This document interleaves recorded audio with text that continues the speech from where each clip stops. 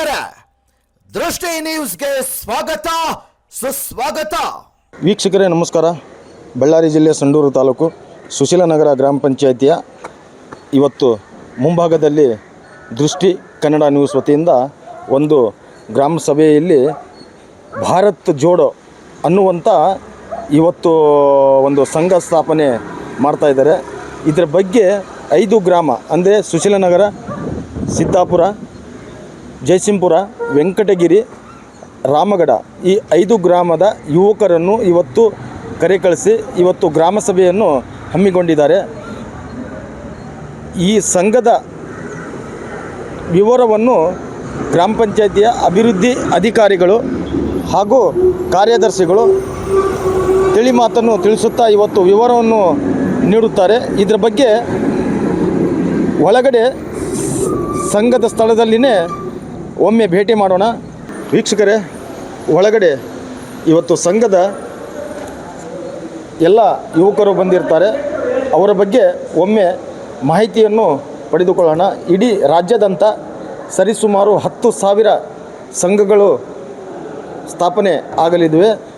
ಆ ಸಂಘದ ಮಾಹಿತಿಯನ್ನು ತಿಳಿಸುತ್ತಾ ಇವತ್ತು ವಿವರವನ್ನು ನೀಡುತ್ತಾರೆ.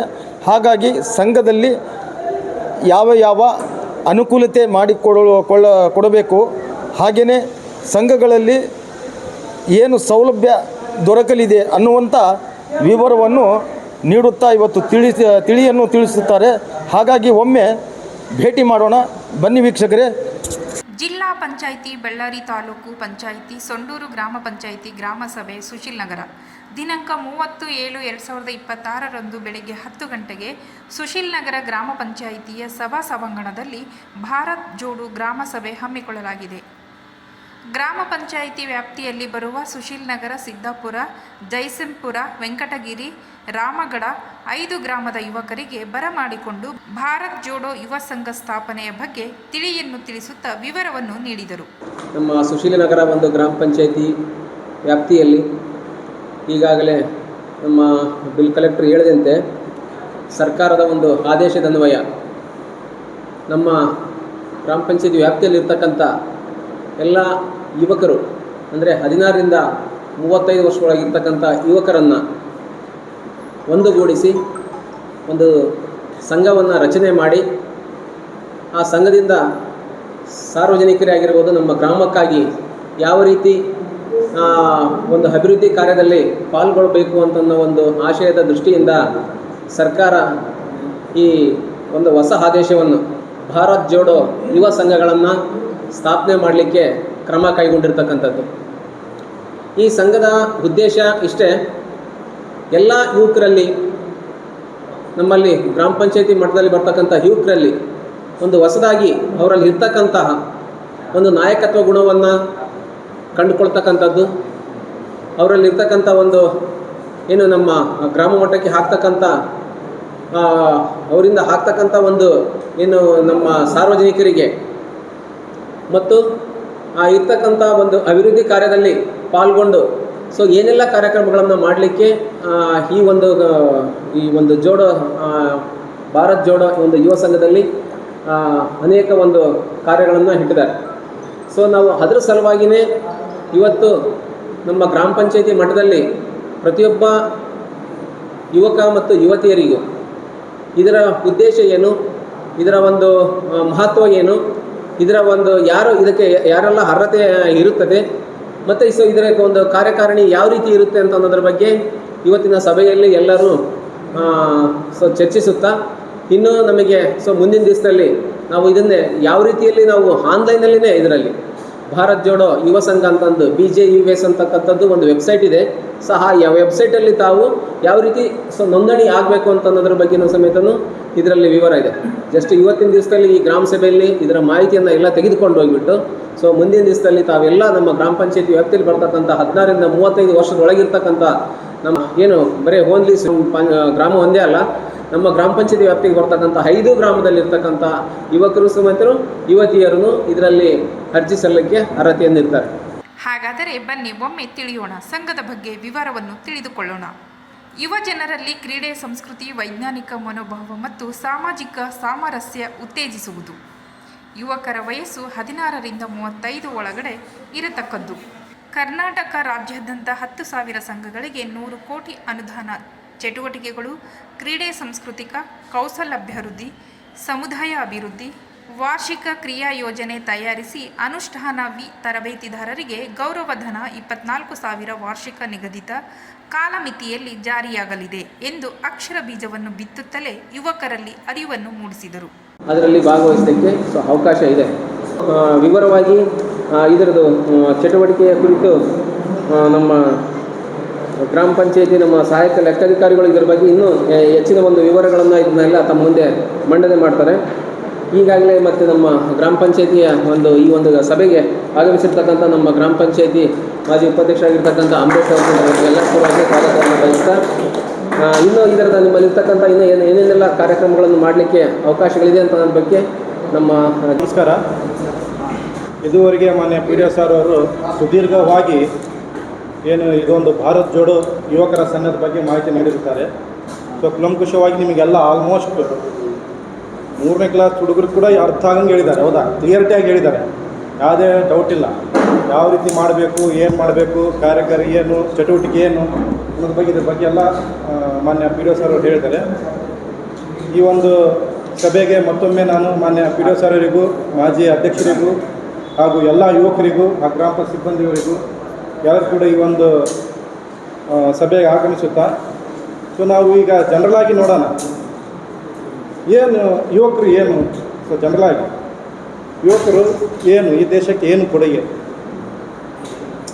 ಸೊ ನಾವು ಯುವಕರ ಒಂದು ಸಂಘ ಕಟ್ಟಿದರೆ ಅದೊಂದು ಕಾರ್ಯಕ್ರಮಕ್ಕೆ ಬರುತ್ತೆ. ಹೌದಾ? ಸರ್ಕಾರದ ಯಾವುದೇ ಕಾರ್ಯಕ್ರಮಗಳಾಗಲಿ ಇದಂತಲ್ಲ, ಸರ್ಕಾರ ಯಾವುದೇ ಒಂದು ಯೋಜನೆ ಮಾಡುತ್ತೆ ಅಂದರೆ ಸೊ ಅದರ ಒಂದು ಸಾಧುಗಳು ಇರ್ತವೆ. ಹೌದಾ?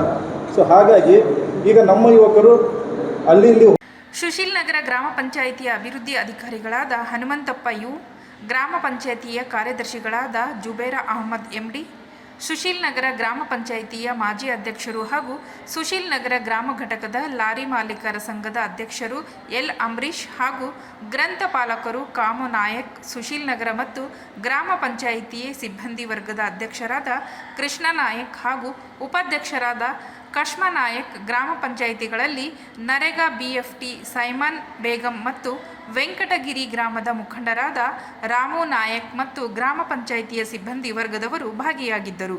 ಇದರ ಬಗ್ಗೆ ಸರ್, ಗ್ರಾಮ ಪಂಚಾಯತ್ ವ್ಯಾಪ್ತಿಯಲ್ಲಿ 5 ಗ್ರಾಮಗಳು ಬರ್ತವೆ. 5 ಗ್ರಾಮಕ್ಕೆ ಒಂದೇ ಸಂಘ ಸ್ಥಾಪನೆ ಅಥವಾ ಪ್ರತಿ ಗ್ರಾಮಕ್ಕೆ ಸ್ಥಾಪನೆಗಳಾಗ್ತವೆ ಅಂದರೆ ಮಾಹಿತಿ. ಪ್ರತಿಯೊಂದು ಗ್ರಾಮ ಪಂಚಾಯತಿಗೆ ಒಂದೇ ಸಂಘ ಅಂತೇಳಿ ಮಾನ್ಯ ಸಾರರು ಸ್ಟಾರ್ಟಿಂಗ್ ಹೇಳ್ತಾರೆ.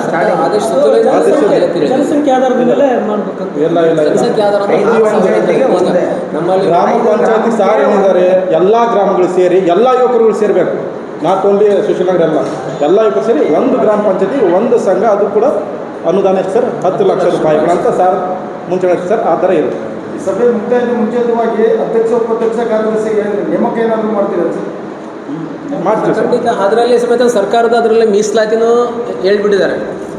ಆ ಮೀಸಲಾತಿಗೆ ಅನುಗುಣವಾಗಿ ಒಬ್ಬರು ಮಹಿಳೆಯರು ಅಧ್ಯಕ್ಷರಾದರೆ ಉಪಾಧ್ಯಕ್ಷರು ಪುರುಷ ಆಗಬೇಕಾಗುತ್ತೆ. ಪುರುಷ ಅಧ್ಯಕ್ಷ ಆದರೆ ಮಹಿಳೆಯರಿಗೆ ಉಪಾಧ್ಯಕ್ಷ. ಆ ಅಧ್ಯಕ್ಷ ಉಪಾಧ್ಯಕ್ಷರಲ್ಲಿ ಒಬ್ಬರು ಮಹಿಳೆಯರಿಗೆ, ಒಬ್ಬರಿಗೆ ಪುರುಷರಿಗೆ ಸ್ಥಾನವನ್ನು ಕಲ್ಪಿಸಲಾಗಿದೆ. ಸೊ ಇನ್ನು ಉಳಿದಂತೆ ನಮಗೆ ಸದಸ್ಯರು ಒಟ್ಟು 13 ಜನ. ಒಟ್ಟು ಈ ಒಂದು ಸಂಘ ರಚನೆಗೆ ಸದಸ್ಯರ ಸಂಖ್ಯೆ ಸುಮಾರು 100 ಜನರವರೆಗೆ ತೆಗೆದುಕೊಳ್ಬೋದು.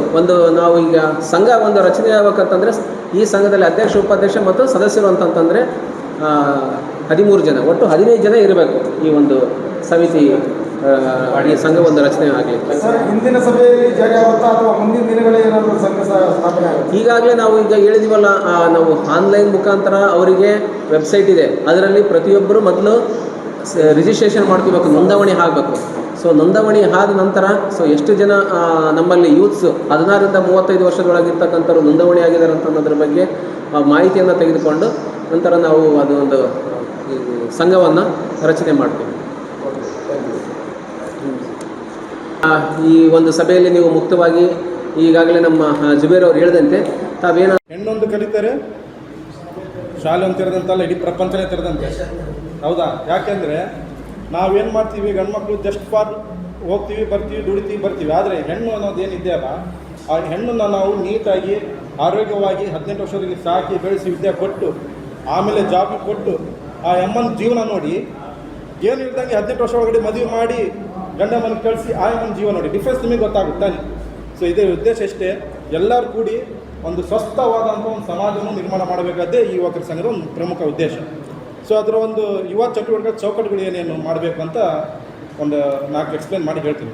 ಸೊ ಕ್ರೀಡೆ ಮತ್ತು ಫಿಟ್ನೆಸ್ ಇದೇನಾ, ಕ್ರೀಡೆ ಇದೆನಾ ನಮ್ಮ ಯುವಕರಲ್ಲಿ? ಏನಿದೆ? ಬೆಟ್ಟಿಂಗ್ ಇದೆ, IPL ಬೆಟ್ಟಿಂಗ್. ಕ್ರೀಡೆ ಆಡ್ತೀರಿ, ಎದ್ರಕ್ಕೆ ಆಡ್ತೀರಿ? IPL betting. ಆದಷ್ಟು ಬೇಗ ದುಡ್ಡು ಬರಬೇಕು, ಆದಷ್ಟು ಬೇಗ ನೇಣು ಹಾಕೊಂಡು ಸತ್ತು ಬಿಡ್ಬೇಕು ಅಂಥ ಉದ್ದೇಶ ಇದೆ, ಹೌದಾ? ಸೊ ಅದು ಬೇಡ. ಏನು ಕ್ರೀಡೆ ನೋಡಿ, ಕ್ರೀಡೆ ಏನು ಮಾಡುತ್ತೆ, ಮನೋರಂಜನೆ ಜೊತೆಗೆ ಸ್ನೇಹ ಬೆಳೆಸುತ್ತೆ, ಹೌದಾ? ಮಾಡ್ತೀವಿ ನಾವು ಯಾರಾದರೂ ಮಾಡ್ತೀವಿ, ಈ ವಾಡ್ಕೊಂಡ್ರೆ ಆ ವಾಡಿಗೆ ಆಗಲ್ಲ, ಆ ವಾಡ್ಕೊಂಡ್ರೆ ಆ ವಾಡಿಗೆ ಆಗಲ್ಲ, ಹಂಗಿರ್ತಾವೆ. ಅದನ್ನೇ ಒಂದು ಅರ್ಧ ಗಂಟೆ ಬ್ಯಾಟು ಬಾಲ್ ಅಥವಾ ಏನೋ ಒಂದು ಕಬಡ್ಡಿ ಗಿಬಡ್ಡಿ ಆಡಿ, ಗ್ರಾಮೀಣ ಕ್ರೀಡೆ ಆಡಿ ಗ್ರಾಮೀಣ ಕ್ರೀಡೆಗಳು ಯಾವ್ಯಾವ ಇದಾವೆ ಹೇಳ್ರಿ? ಏನಾದರೂ ಸಾಧನೆ ಮಾಡ್ಬೋದು. ಕೇಳಿ ಸುಮ್ಮನೆ ಬಿಟ್ಟು ಅಂದರೆ ಏನು ಮಾಡೋಕ್ಕಾಗಲ್ಲ. ಈಗ ನಾವು ಸ್ವಲ್ಪ ಅರ್ಥ ಮಾಡ್ಕೋಬೇಕು. ಸಾರಿ ಅಂದರೆ CSR ಫಂಡ್ ತಗೊಂಡು ನಾವು ಏನಾದರೂ ಮಾಡ್ಬೋದು. ಇದು ನಮಗೆ ಒಂದು ಭಾಳ ಒಳ್ಳೆಯದು. ಯಾಕಂದರೆ ಸುಮ್ಮನೆ ವೇಸ್ಟ್ ಆಗ್ತದೆ ಆ ದುಡ್ಡು. ಯಾರೋ ತಿಂತಿದ್ದಾರೆ, ಯಾರು ಮಾಡ್ತಿದ್ದಾರೆ, ಏನು ಮಾಡ್ತಿದ್ದಾರೋ ಗೊತ್ತಾಗ್ತಿಲ್ಲ. ಈ ಒಂದು ಇದರಿಂದ ನಮ್ಮ ಊರಲ್ಲಿ ಈಗ ಎಲ್ಲರಿಗೂ ಗೊತ್ತಿರೋ ಹಾಗೆ ಬೀದಿ ದೀಪಗಳು ಎಷ್ಟು ತೊಂದರೆ ಇದೆ. ಇದರಲ್ಲಿ ಎಷ್ಟೋ ಜನ ಕ್ರಿಕೆಟ್ ಆಡ್ತಾರೆ, ವಾಲಿಬಾಲ್ ಆಡ್ತಾರೆ, ಕಬಡ್ಡಿ ಆಡ್ತಾರೆ, ಅವ್ರಿಗೆ ಒಂದು ಲೈಫ್ ಆಗುತ್ತಾ? ಅವೆಲ್ಲ ಮಾಡ್ಕೊಂಡು ಹೋಗೋಣ ನಾವೆಲ್ಲರೂ ಸೇರಿ. ಆ ರೀತಿ ಮಾಡ್ಕೊಂಡು ಹೋದ್ರೆ ಮಾತ್ರ ನಮಗೆ ಒಳ್ಳೆಯ ಒಂದು ಫ್ಯೂಚರ್ ಇರುತ್ತೆ. ಇಲ್ಲಪ್ಪ ನಮಗೆ ಯಾವುದು ಬೇಡ, ನಾವು ಹಿಂಗೆ ಇರೋಣ ಅಂದರೆ ಯಾರು ಏನೂ ಮಾಡೋಕ್ಕಾಗಲ್ಲ.